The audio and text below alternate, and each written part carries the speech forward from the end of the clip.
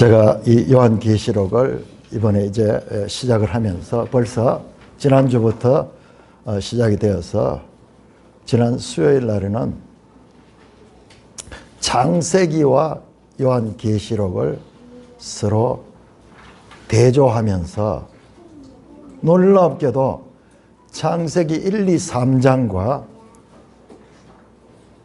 성경의 마지막 책인 요한계시록 20장, 21장, 22장 마지막 3장이 밀접하게 서로 교차대꾸를 이루는 것을 말씀을 드렸습니다.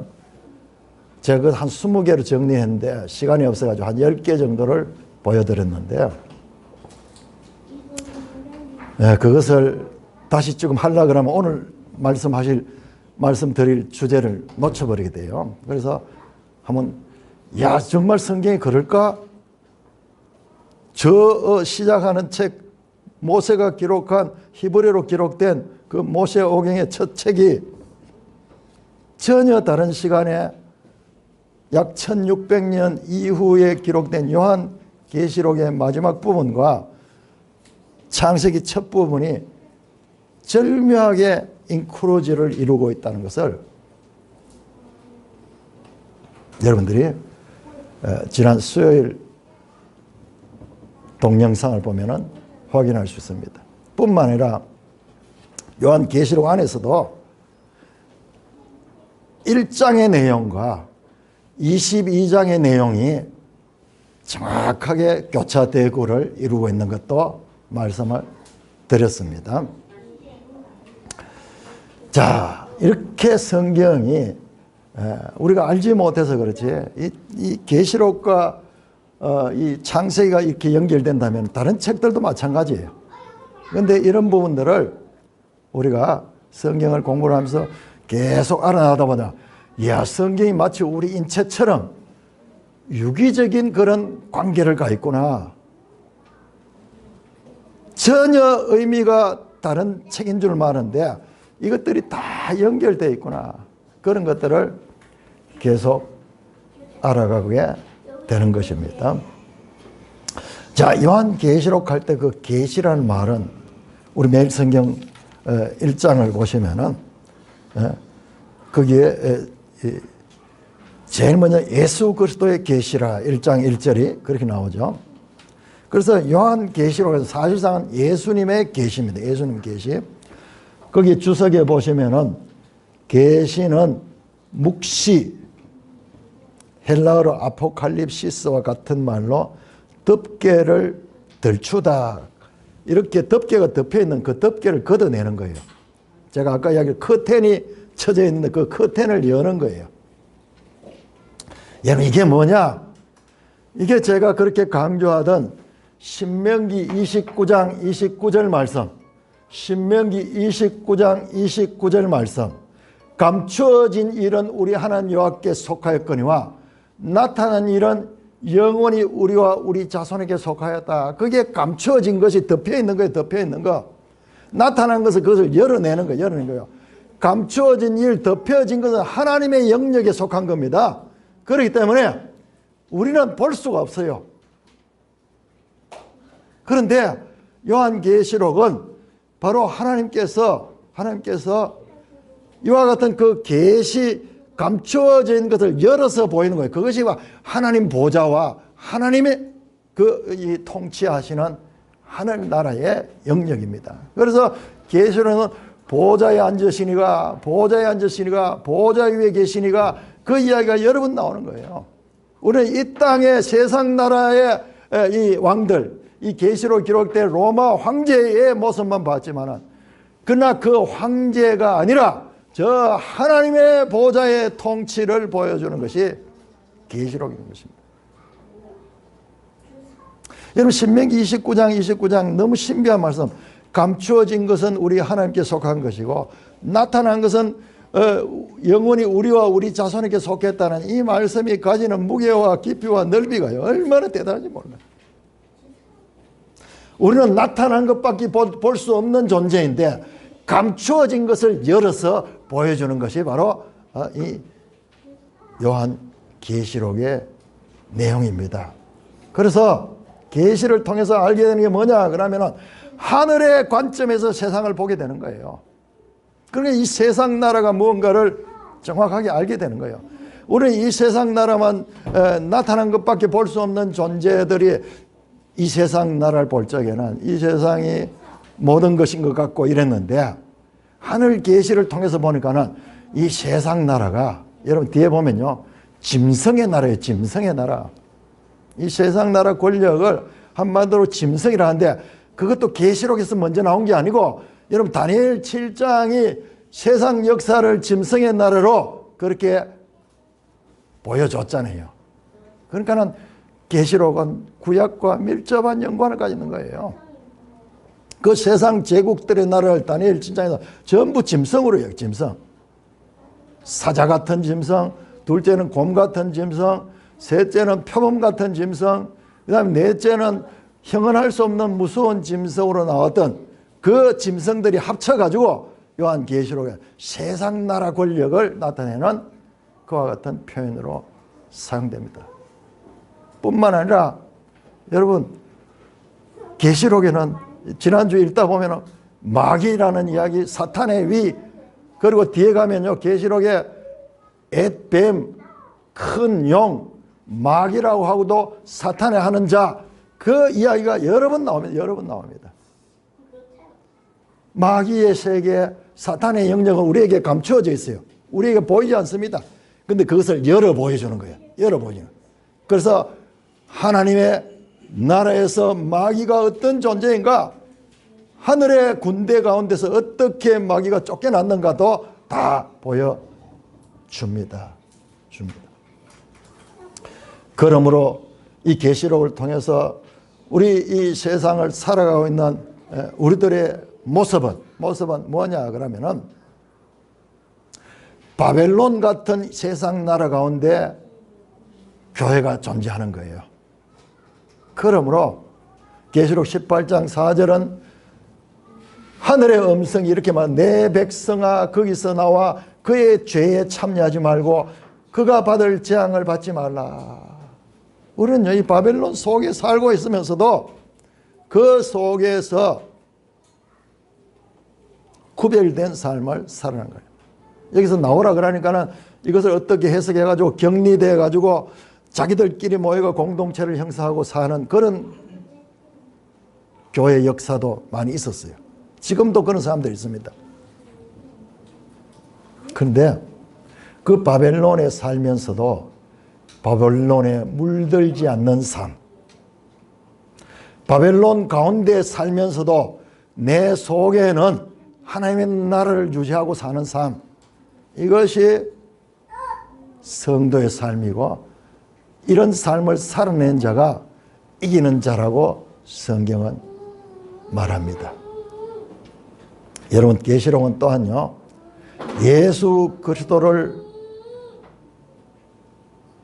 자세히 보여주는데, 첫째로 우리가 구약 성경은 구약 그 39권 그 복잡한 내용들이 궁극적으로 예수 그리스도를 향하여 가는 책이라는 것을 우리가 많이 보았습니다. 예수님도 그걸 인정하죠. 이 책이, 이 성경이 내게 대하여 기록한 것이다. 여러분 확인했습니다. 모세의 글들과 시편과 선지자의 글들이 다 내게 대하여 기록한 것이다. 메시아가 올 것에 대한 기록이다. 그것을 확인시키는 게 복음서입니다. 복음서는 그야말로 예수 그리스도 이 땅에 오셨다. 그리고 공생애를 사시고 십자가에 못 박혀 죽으시는 그 모습을 복음서는 보입니다. 복음서는 그리스도의 비하를 가리킵니다. 비하. 여기 신학적 용어죠. 여러분들 웨스트민스터 하면서 용어 한번 서쳐갔을 거예요. 이 한자어로 되어 있는데 비하는 낮아지심. 자, 뭐냐? 예수님이 성육신, 사람의 몸을 입고 이 땅에 오신 이 자체가 하나님이 사람이 되시는 비하한 거예요. 비하한 거. 뿐만 아니라 여기에서 십자가의 죽으심. 하나님은 죽음이 없습니다. 죽음을 지배하는 분인데 사람을 먹고 죽으심, 이것이 그리스도의 비하사건. 목적이 있어. 왜 이와 같이 비하하셨는가? 목적이 있죠. 바로 사람과 동일한 몸이 되어서 사람들을 대신하여 죽음으로 말미암아 그 사람들을 구할 수 있는 그와 같은 길을 열기 위해서 그리스도는 비하하셨어. 비하. 사람의 몸을 입고 심지어는 죽기까지 하시기까지 그와 같이 비하하셨어. 그런데 그리스도는 비하한 것이 아니라 성귀야. 성귀. 자, 성귀는 무엇이냐 그러면은 높아지심. 더 정확하게 하면요, 원래 상태로 가. 원래 상태로. 사람으로 낮아지셨다가 높아지지만 원래 그리스도의 상태는 그 하나님의 그 보좌가 바로 그리스도의 자리입니다. 그래서 여기는 부활과 그다음에 성천하시고 보좌 우편에 앉으시고, 이게 너무 피상적으로 보지. 보좌 우편 관계가 계시록은 보좌 우편에 그리스도가 집중적으로 등장합니다. 보좌 우편에서 뭐 하시냐? 통치하시고 그리고 장차 재림하실 것까지 보여줍니다. 요한계시록은 예수 그리스도의 성귀하신 모습을 우리에게 보여주시는 책이다. 그래서요, 지금 요한계시록 기록한 요한은 예수님이 성육신 하신 낮아진 상태로 오셨을 때 가까이서 가장 친한 관계였어요. 그래서 12제자 가운데도 요한은 사랑받는 제자라고 요한복음에 나오잖아요. 사랑받는 제자고 가장 가까이 있었고 가장 친밀했어요. 그런데 성귀하신 그리스도가 1장에 등장하니까는 요한은요, 그 앞에서 쓰러져 버립니다. 그 모습을 보고 너무나 위험차고 영광스럽고 너무나 놀라운 모습을 봐서 그 앞에서 쓰러져 버립니다. 그러니까 성귀하신 그리스도는 우리 인간이 그냥 볼 수 있는 그런 존재가 아니에요. 요한계시록은 성귀하신 그리스도를 보여줍니다. 우리는 복음서에 나타난 이 그리스도만 알고 있는데 요한계시록은 성귀하신 그리스도를 집중해서 보여주고 있는 것입니다. 그 모습이 요한이 보는데 여러분 1장 10절을 보십시다. 1장을 10절.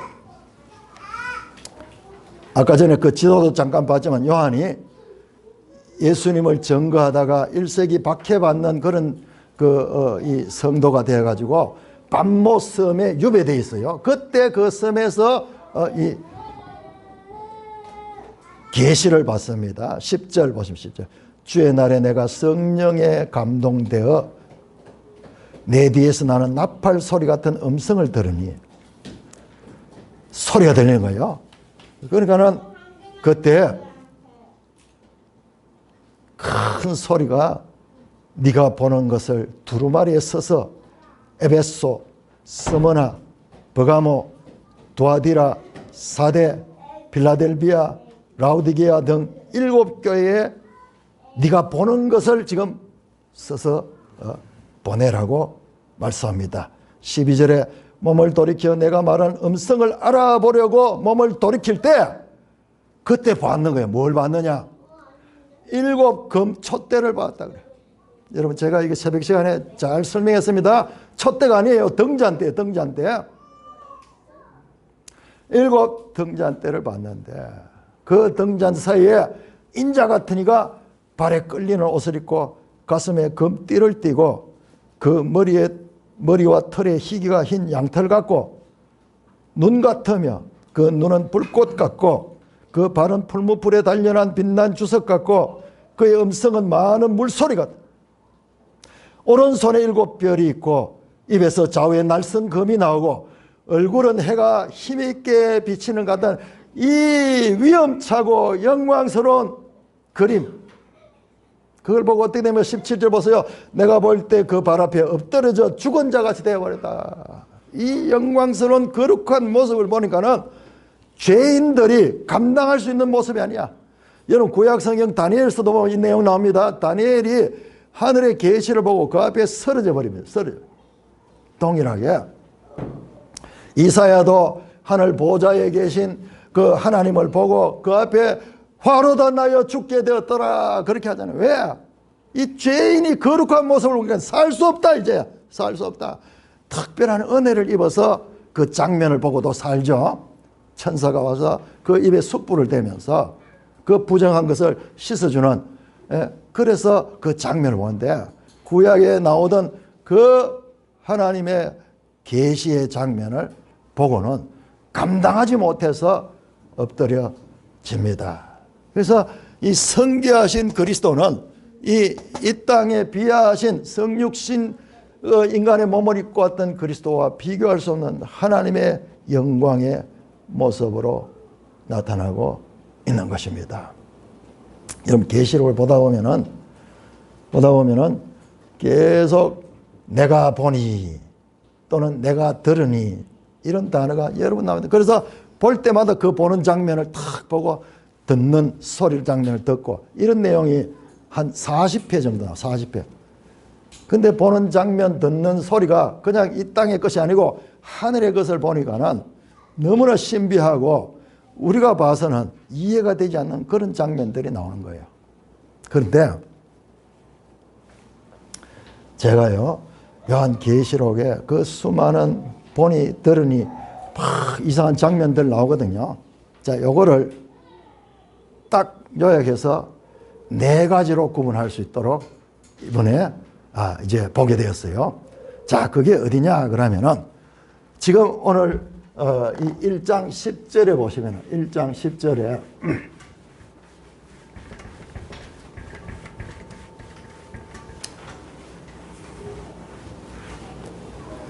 1장 10절에 보면 주의 날에 내가 성령에 감동되어 가는 말이 나오죠. 자, 요게 헬라어로 엔 pneumati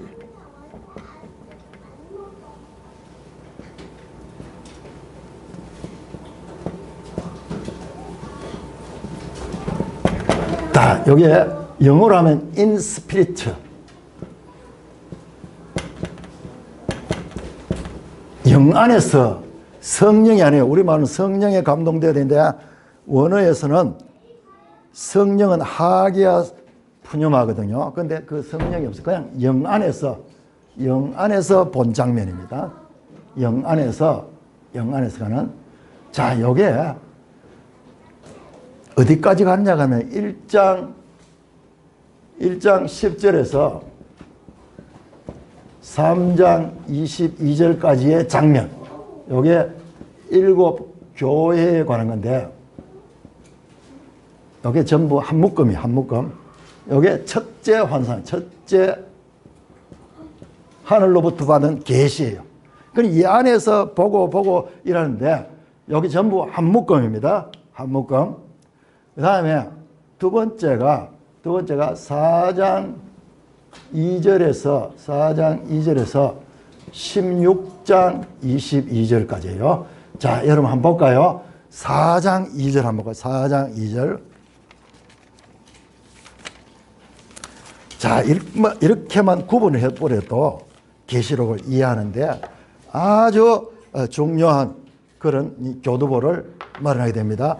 자, 4장 2절 보세요. 4장 2절. 내가 곧 성령에 감동되었더니 여기에요. 똑같은 단어 엔푸뉴마티 요 단어요. 여러분 거기다 표시를 하세요. 자, 여기부터 뒤에 나오는 내용은 다른 장면이에요.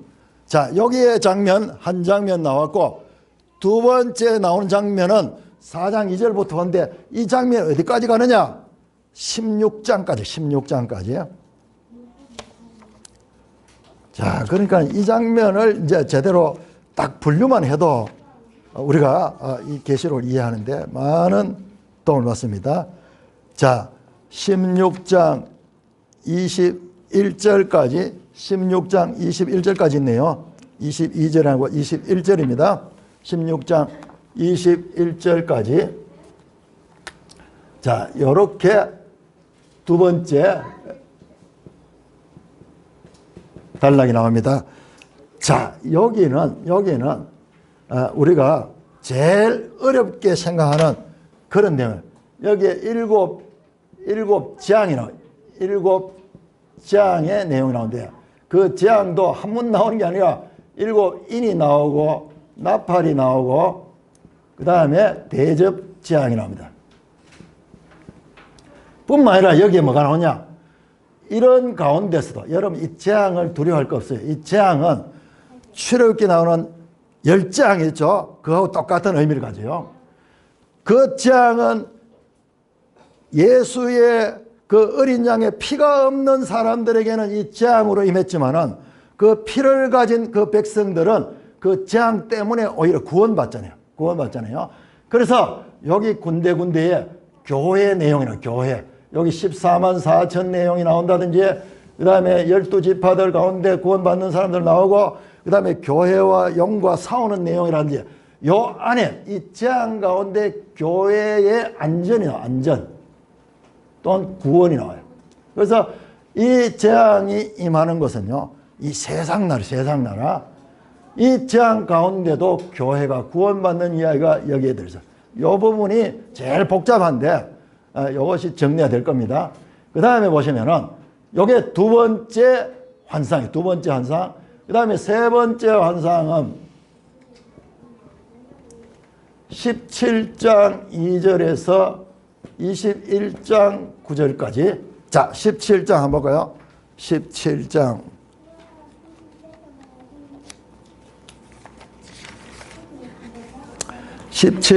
3절이에요. 17장 3절부터 여기 보세요. 거기에 또 성령으로 되어 있죠. 성령으로 거기다 줄을 치세요. 거기 줄을 치시고 17장 2절 곧 성령으로 나를 데리고 광야로 가서 내가 보았다 그러잖아요. 요게 세 번째 환상. 자, 그래서 세 번째 환상이 나오는데 17장에서 21장 9장인데 여기가 음녀 바벨론이 나옵니다. 바벨론. 그 다음에 여기요. 음녀 바벨론이 거대하지만은 이 음녀 바벨론이 망하는 내용이 18장이에요. 18장. 망하고 그 다음에 그 그리스도의 승리가 나옵니다. 승리. 그리스도의 승리에 관한 재림하시고 승리하는 내용이 나옵니다. 자, 여기에 세 번째 환상. 자, 그래서 자, 거기에 성령으로 갈 때 우리 번역에는 그냥 성령으로 되어 있는데 앞에 나왔던 거 똑같이 엔 푸뉴마티 영 안에서 그러니까 이 계시는 영 안에서 본 거예요. 영 안에서. 그러니까 영 안에서 보는 거기 때문에 우리가 그냥 인간의 그 이 육의 눈으로 봤을 때는 이해가 안 되는 거예요. 이해가 안 되는 거. 자, 21장 넘어가셔서 21장 10절을 보시면 21장 10절부터 22장 20절까지입니까? 마지막까지. 요게 자, 21장 10절에 보세요. 10절에 나오죠. 성령으로 나를 데리고 크고 높은 산으로 올라가서 하나님께로부터 하늘에서 내려오는 거룩한 성 예루살렘을 보이니 새로운 장면. 요게 네 번째 장면. 네 번째. 자, 여기는 뭐냐? 여기에 새 예루살렘. 자, 여러분 보시면은요. 자, 요 7교회 이야기로 시작하죠. 요게 다 연결이 있습니다. 연결인데 그걸 나중에 한번 보겠고요. 요거 한번 크게 한번 보세요. 세 번째는 큰 성 바벨론이거든요. 큰 성 바벨론. 근데 네 번째는 하늘에서 내려온 새로운 예루살렘, 거룩한 성 예루살렘. 큰 세상의 큰 성 바벨론과 그 다음에 하나님께서 주시는 새로운 성, 거룩한 성 예루살렘이 서로 대조를 되고 대조. 자, 그래서 이렇게 너무나 내가 보니 내가 들으니 복잡한 가운데서도 딱 보시면 엔푸뉴마티 영 안에서 우리 번역에는 여러 가지로 성령으로 데리고 갔다, 성령 안에서 성령이 나를 이끌어서 뭐 이런 표현이 된다. 원어는 똑같아요. 엔푸뉴마티 영 안에서 네 개의 환상. 네 번째 장면은 바로 그 새 예루살렘 성에 대한 환상이고, 세 번째는 음녀 바벨론 성이 어떻게 망하는가를 보여주고 있고, 그 다음에 두 번째 환상에는 이 재앙들이 쭉 나오는데 이 재앙들이 너무 두렵거든요. 그런데 이것이 그리스도인과 상관없는 그 가운데서 교회가 어떻게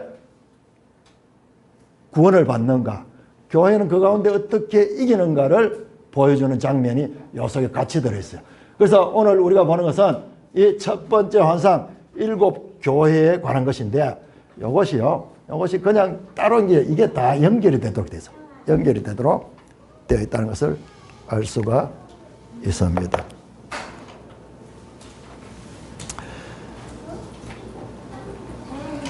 자, 요한계시록은 지금까지와 달리 우리 여기 매일 성경에도 이렇게 하지 못해 너무 복잡하게 되어 있는데, 구조가요, 딱 요 구조를 기억하시면은, 아, 그렇구나, 일곱 교회에 대한 환상 내용이 딱 나오고, 그 다음에 이제 두 번째 일곱 장 여기에 관한 이야기가 나오고, 그 다음에 세 번째 음녀 바벨론에 관한, 그 다음에 네 번째 새 예루살렘에 관한 내용으로 네 개의 환상으로 구성이 되어 있다. 그것만 잡아도요, 얼마나 이해하기 쉬운지 몰라요. 단락을 딱 나눠서 읽으면은. 자, 오늘 우리가 보게 되는 이 일곱 교회에 관한 일곱 교회에 관한 이 첫 번째 환상도 딱 논리적인 구조를 가지고 있어요. 구조를. 자, 에베소 교회, 스무나 교회, 그 다음에 저 라우디게 교회까지 일곱 교회가 나오는데, 딱 보면 일곱 교회 주는 말씀이 딱 일곱 가지로 분류가 됩니다. 첫 번째 수신자 교회, 에베소 교회의 사자에게 편지하노니, 스무나 교회의 사자에게 편지하노니, 두아디라 교회의 사자에게 편지하노니, 수신자를 진영합니다. 수신자. 그 다음에 두 번째는 누가 편지를 보내는가? 발신자가 나온 발신자. 조금 복잡해 보이는데 이 발신자는 여러 가지 모습으로 나오는데, 이 발신자는 누구냐? 예수님이 예수님. 자, 이따가 한번 확인해 보겠습니다.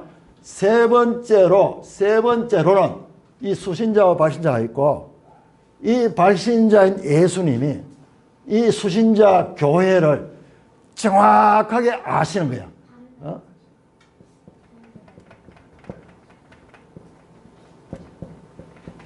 헬라어로 오이다 그래서 정확하게 현 상태를 다 아시고 계시는 거예요.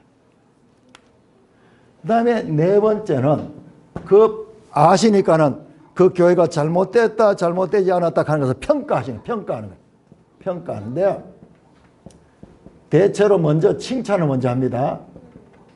에베소 교회도 먼저 칭찬하죠. 그 다음에 너희가 잘못된 것, 책망이 나오면 책망. 그 다음에 다섯 번째는, 자, 칭찬하는 교회는 더 이상 딴 이야기 없어요. 그냥 그대로 칭찬하고 끝이 납니다. 그러나 잘못된 교회, 책망받는 교회는 이걸 고칠 기회를 줘. 회개하라 그래, 회개. 그리고 거기에서 벗어날 수 있는 그와 같은 기회를 줍니다. 어디서부터 잘못된 걸 생각하고 회개하라. 여러분, 이게 경고가 아니고 사랑이죠. 그러니까 어떻게 하든지 잘못된 것을 회개시켜서 구원받게 하시고자 하는 그와 같은 뜻이 들어있죠. 그 다음에 여섯 번째는 뭐냐 그러면은 이기는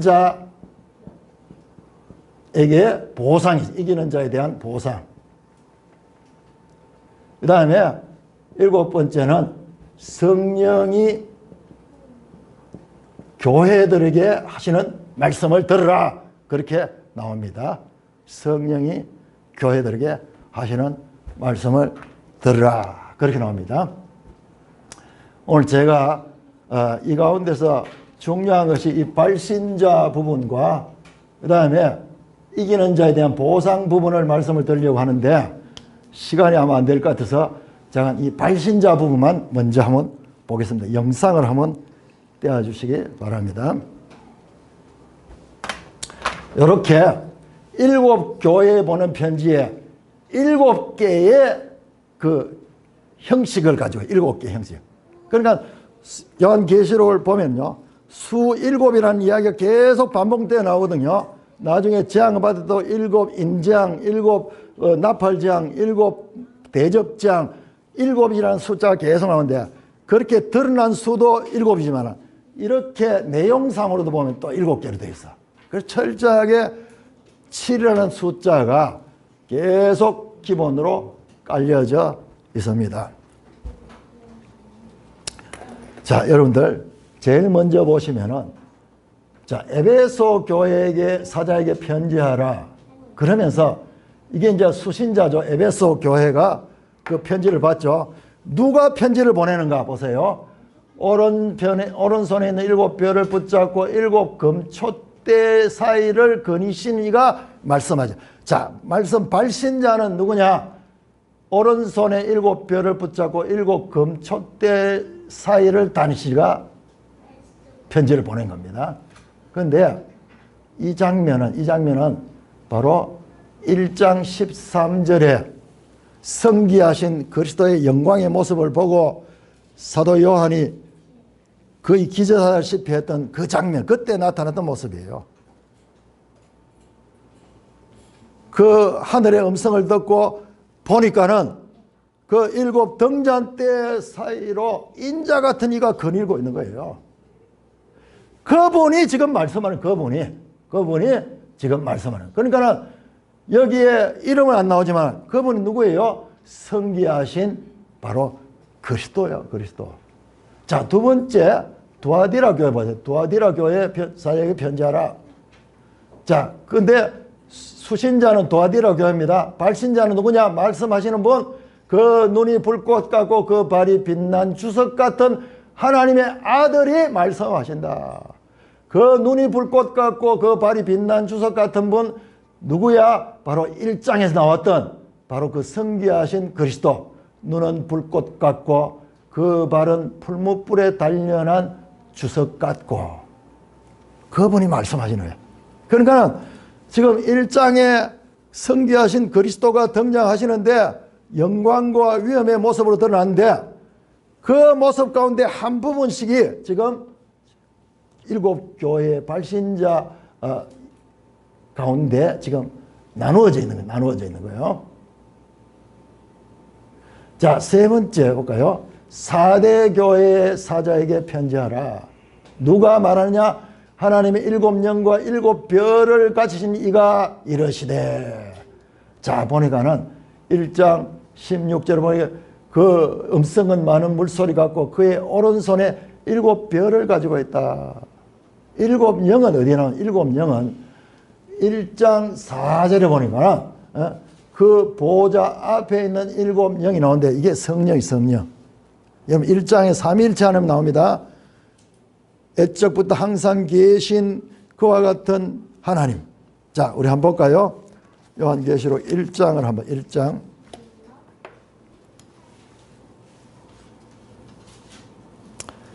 4절 보세요. 1장 4절. 1장 4절 편지하노니 그러면서 이제도 계시고 전에도 계셨고 장차 오실이 뭡니까? 이제 현재 전에 과거 장차 미래. 그러니까는 하나님은 우리처럼 시간 속에 존재한 자. 우리는 과거 현재 미래에 존재하지만은 하나님은 항상 계시는 다른 시간 차원이 우리하고 같지 않습니다. 영혼의 차원입니다. 그런데 그분 이제도 계시고 전에도 계시고 장차 오실 이와 그의 보좌 앞에 있는 일곱 영. 자, 이제도 계시고 전에도 계시고 장차 오실 이는 성부 하나님을 가리키시고, 그 다음에 그의 보좌 앞에 있는 일곱 영은 성령 하나님을 가리키고, 그 다음에 5절에 보면 충성된 정의로 죽은 자 가운데서 먼저 나시고 땅의 임금들의 머리가 되신 예수 그리스도. 자, 이거는 성자 예수 그리스도가 있는 거예요. 그러니까 지금 여기에 삼위일체란 말은 안 나오지만 삼위일체 하나님께서 지금 말씀하시고 계시는 것입니다. 자, 그래서 여기 4대 교회 편지 하나님의 일곱 영과 일곱 별을 가지신 이가 말한다 할 적에 지금 예수 그리스도가 말씀하시는 거예요. 그 다음에 2장 7 버가모 교회 사자에게 편지하라.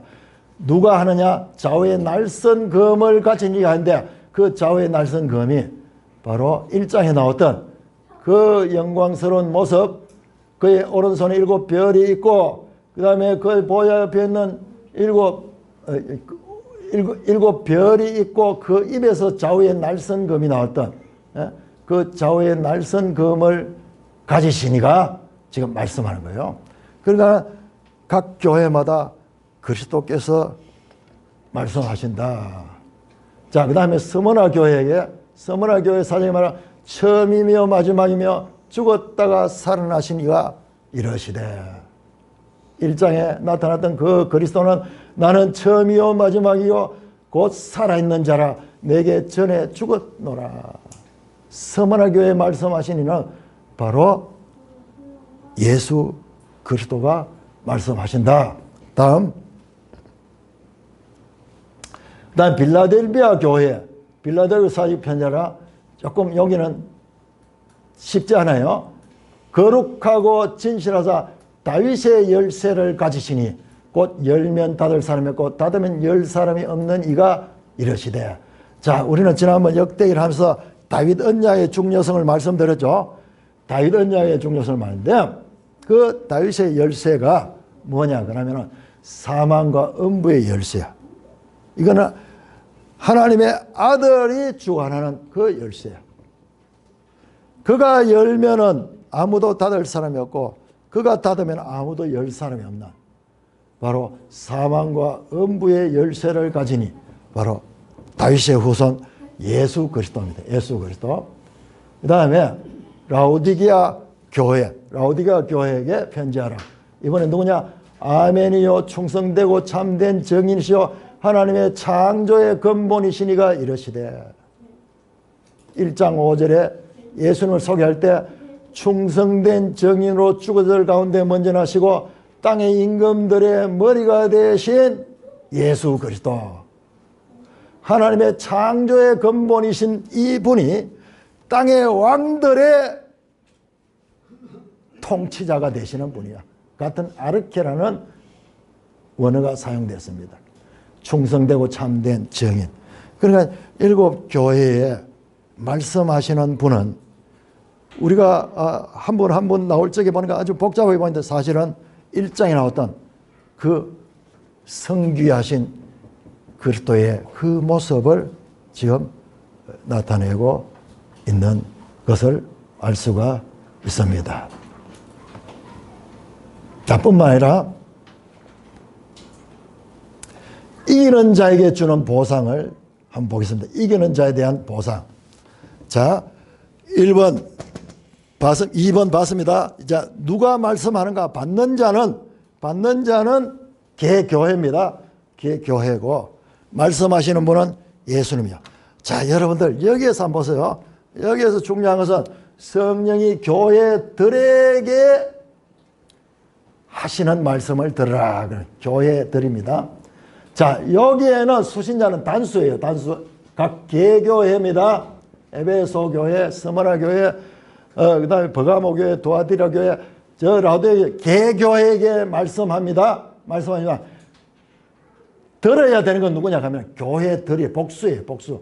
이거를 갖다가 보편교회. 보편교회는 무엇을 가리키냐? 여러분 이 보편교회가 가톨릭 처치예요. 가톨릭 처치.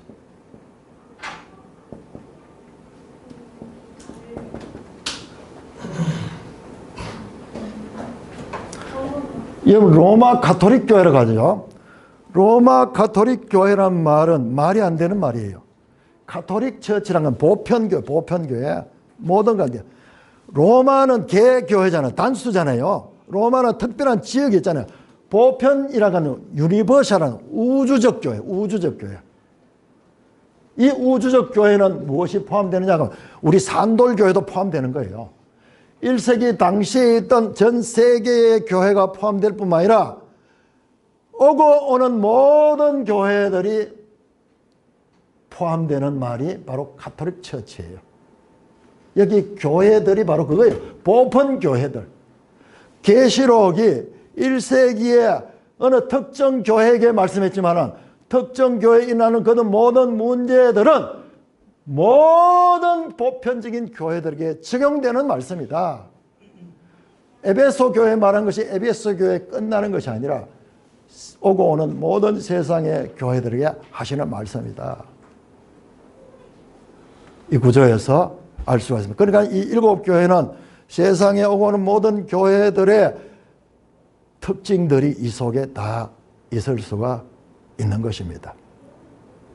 자, 그 가운데서 자, 이기는 자에 대한 보상을 한번 보세요. 이기는 자 교회에 대한 보상. 제가 이걸 발견하고 깜짝 놀랐는데요. 자, 각 교회마다 이기는 그에게 보상이 있습니다. 먼저 에베소 교회에게 이기는 그에게는 하나님의 낙원에는 생명나무의 열매를 주어라. 여러분 요약하면요, 이기는 자에 대한 보상은 자, 제가 아까 전에 4개의 환상으로 나눠줬죠. 그 마지막 환상이 뭐냐 그러면은 전부 새 예루살렘이, 새 예루살렘. 자, 새 예루살렘 환상입니다. 사실상 새 예루살렘에 관한 환상이 나타나는 게 19장에서 22장까지인데, 왜냐 그러면 19장에 예수님이 재림이 있거든요. 재림 장면이 있고 그렇게 나오는데, 자, 이것이 하나님의 나라의 이야기, 하나님의 나라의 이야기예요. 자, 그래서 모든 이기는 자에 대한 보상 내용은 아까 봤죠? 발신자는 전부 예수님입니다. 1장에 나오는 예수님 모습이고, 그 다음에 이기는 자에 대한 보상은 전부 여기서 나옵니다. 여기에 나오는 내용이에요. 자, 보십시다. 에베소 교회에게 이기는 자에게 생명나무의 열매를 준다 그랬죠. 계시록 22장 2절에 보니까 강좌우에 생명나무가 있어.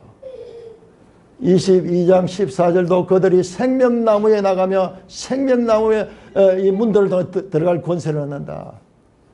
22장 19절에 두루마리 길 생명나무와 거룩한 성에 참여한다. 여러분 너무 놀랍잖아요. 창세기 1장에서 창세기 2장에 생명나무가 처음 등장했거든요. 그 다음에 3장에서 범죄로 말미암아 생명나무에서 이제 쫓겨납니다. 생명나무로 나갈 수 없도록 그 천사들이 불칼로 지키면서 에덴에서 추방되죠. 그렇게 멀어졌던 생명나무가 이제 새하늘 새 땅 새 예루살렘 성에서는 성도들에게 개방이 되고 그렇게 주어지게 됩니다. 자, 그래서 이기는 자에게 주는 그 보상이 바로 새 예루살렘 성에서 누리는 보상입니다. 다음 한번 보세요. 서머나 교회는 둘째 사망의 해를 받지 않는다. 여러분 둘째 사망이 있고 첫째 부활이 있고 이 나와요. 자, 이것은 둘째 사망이 뭐냐? 20장 6절에 첫째 부활에 참여하는 자들은 복이 있고 그러나 둘째 사망이 그들 잘 쓰다. 자, 여러분 이기는 자가 되고 성도들은 어떻게 되느냐 그러면요, 죽고 예수님이 부활하듯이 부활합니다. 부활 끝이에요. 그런데 성도들이 아니고 이기는 자들이 되지 못한 자들은 다시 둘째 사망의 심판을 받습니다. 둘째 사망을 받습니다. 그래서 첫째 부활에 참여하는 자, 그것이 끝이 나는 자가 이기는 자들, 성도들이고, 그렇지 않는 자들은 둘째 사망에 놓이게 됩니다. 자, 여기 나옵니다. 또 20장 14절에 사망과 음무도 불못에 던지니 이것이 둘째 사망 곧 불못이다. 둘째 사망, 여기에 마귀와 거짓 선지자와 짐승이 들어가는 곳이에요. 자, 21장 8절에 자, 모든 것들은 둘째 사망, 믿지 아니하는 자들, 이기지 못하는 자들이 가는 곳이 둘째 사망이 가는 거예요. 그러므로 이기는 자의 보상은 둘째 사망의 해를 보지 않는데 바로 그것이 새 예루살렘 성에 들어가는 자들이 가지는 보상입니다. 다음, 버가모 교회 마찬가지입니다. 버가모 교회 그 이기는 자에게는 새 이름을 기록하고 그 이름을 알 사람이 없다 그랬는데 19장에 보시면은 그 이름 쓴 것 하나가 있는데 자기밖에 아는 자가 없는 그 이름이요. 그 다음에 22장 4절에 그의 이름도 그들의 이마, 그 하나님의 그 이 이름이 성도들의 이마에 기록되는, 그래서 새 이름이 기록되는 그와 같은 보상이 있습니다. 그 다음에 두아디라 교회에게는 어떤 보상이 있느냐? 이기는 자에게는 만국을 다스리는 권세를 준다. 우리 지난 주간에 다윗 언약을 하면서 그 성도들이 왕적인 통치를 받게 된다는 말씀을 했죠. 그 말씀이에요. 만국을 다스리는 권세인데 20장 보니까는 보좌를 보니 거기 앉은 자들이서 심판하는 권세를 받았다. 1000년 동안 왕노를 하는 그 내용이 나옵니다. 22장 16절에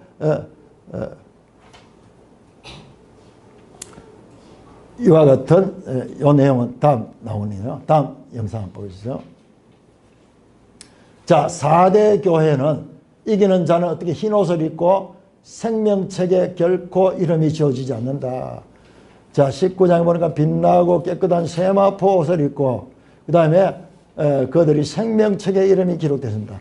생명책에 기록되지 못한 불못, 저 둘째 사망에 던진 자는 생명책에 기록되지 않는 자들이에요. 않는 자들이요.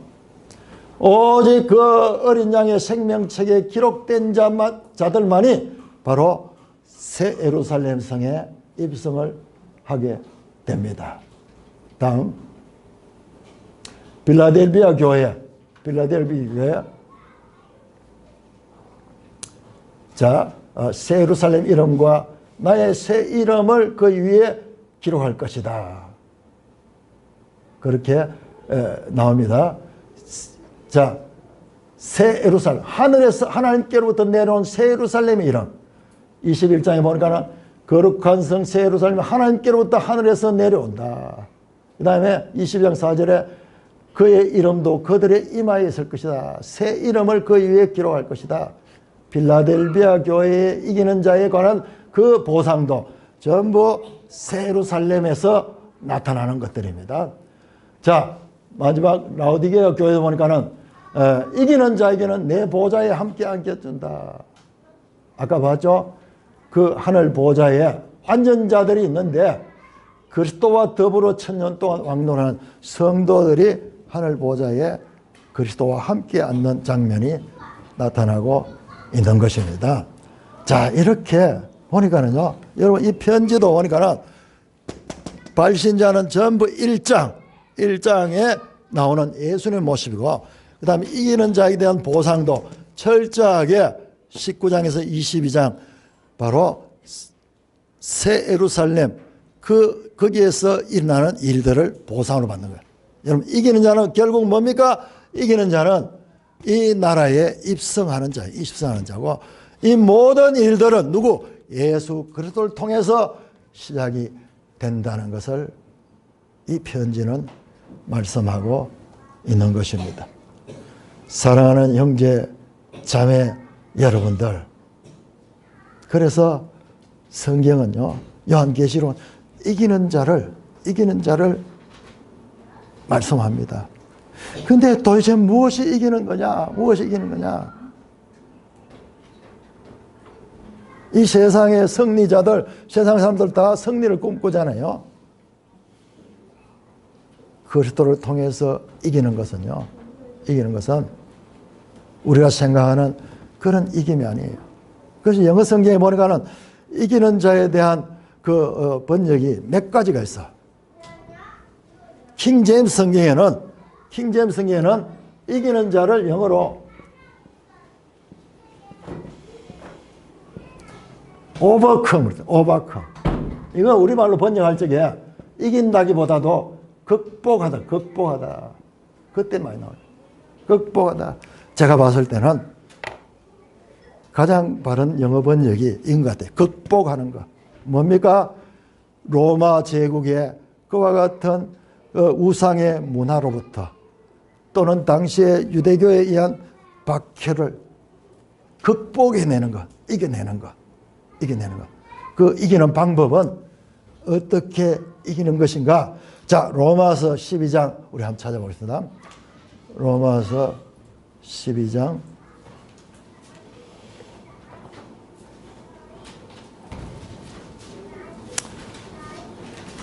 그러고 보니까는요, 성경은 이기는 자를 만드는 책이야. 그래서 바울 서신도 그렇고 지금 말씀드릴 수 없어요. 쫙 뽑아놨는데 다 이기는 자를 위한 책이야. 자, 19장 12장 로마서 12장 19절에서 21절까지 여러분 어떻게 이기는가? 예수님은 어떻게 이기셨는가? 예수님은 십자가에 달려 죽으심으로 이겨서 십자가의 승리라. 그거는요, 우리 이 세상의 이 생각으로는 있을 수 없는 거예요. 역설. 죽으심으로 승리하시는 그 역설, 그리스도가 보여주신 이김이고, 성도들이 이기는 이김은, 자, 로마 12장 19절에서 21절까지 한 목소리로 읽겠습니다. 시작. 내 사랑하는 자들아, 너희가 친히 원수를 갚지 말고 하나님의 진노하심에 맡기라. 기록되었으되 원수 갚는 것이 내게 있으니 내가 갚으리라 주께서 말씀하시니라. 네 원수가 줄이거든 먹이고 목마르거든 마시게 하라. 그리함으로 네가 숯불을 그 머리에 쌓아 놓으리라. 악에 지지 말고 선으로 악을 이기라. 여러분, 우리 번역에 악에게 지지 말고로 되어 있죠. 지지 말고. 이 원어에서는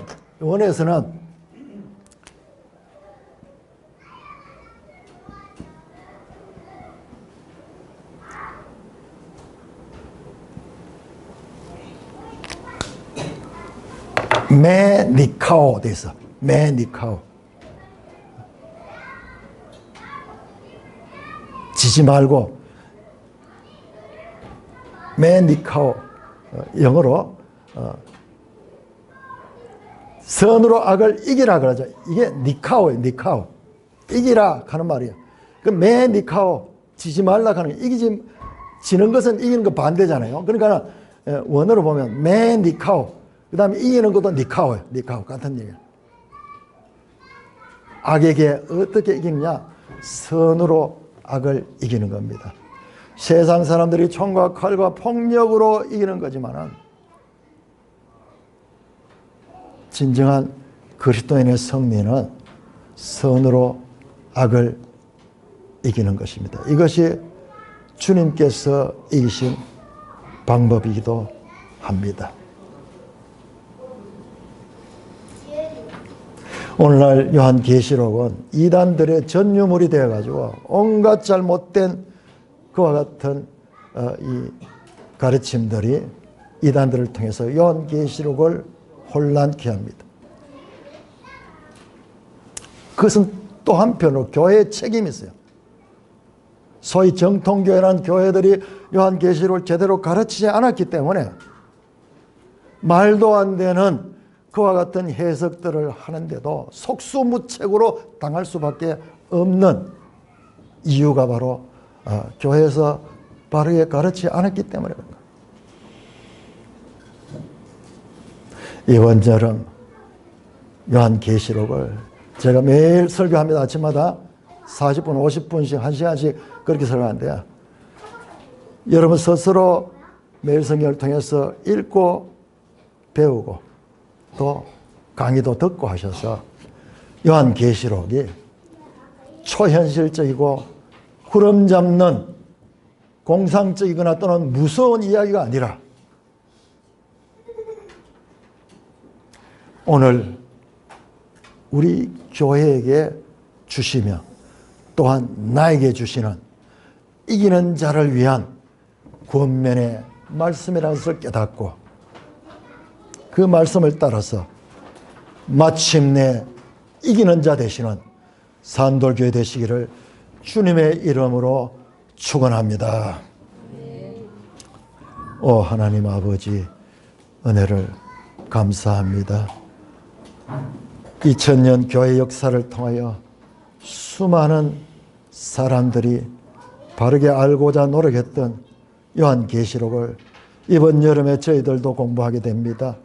주님 먼저 제게 성령으로 깨우쳐 주시고 성령으로 진리의 눈을 열어주셔서 바르게 깨닫게 하시고 바르게 전하게 하시며 우리 성도들에게도 이 여름을 하나님 말씀으로 이기고자 하는 그와 같은 믿음을 주시고 하나님 지혜를 주셔서 요한계시를 잘 읽어와서 매일 하는 설교와 또는 주일 설교를 통하여서 요한계시록이 새롭게 깨달아지며 66권 하나님 말씀에 일관성 있는 동일한 하나님 말씀이며 그리고 정리하는 말씀인 것으로 바르게 깨달을 수 있도록 은혜 베풀어 주시옵소서. 우리 주 예수 그리스도의 이름으로 감사하며 기도드리옵나이다. 아멘.